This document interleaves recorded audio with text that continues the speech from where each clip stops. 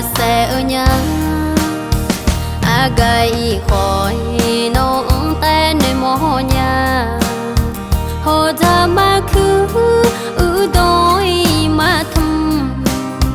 anh thì nông gạo bắt đá nè si thọ thề lên nhà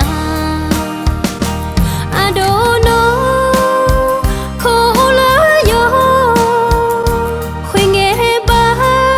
nhà ở rồi đuổi rồi ya nè khô nè yo khơi mai ô la de anh thì đô nó té lò lù mà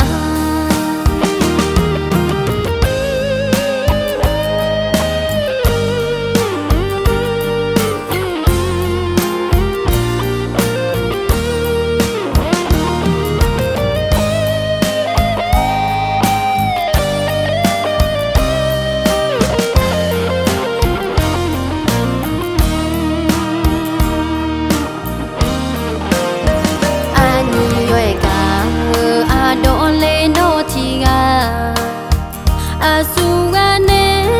dỗ lúa mà si anh thì đô nó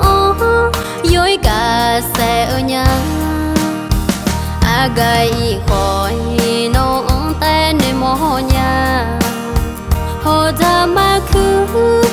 đôi mà thầm anh thì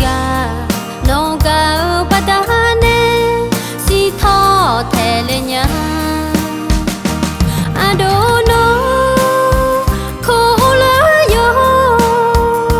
khuyên nghe ba nhà ở rồi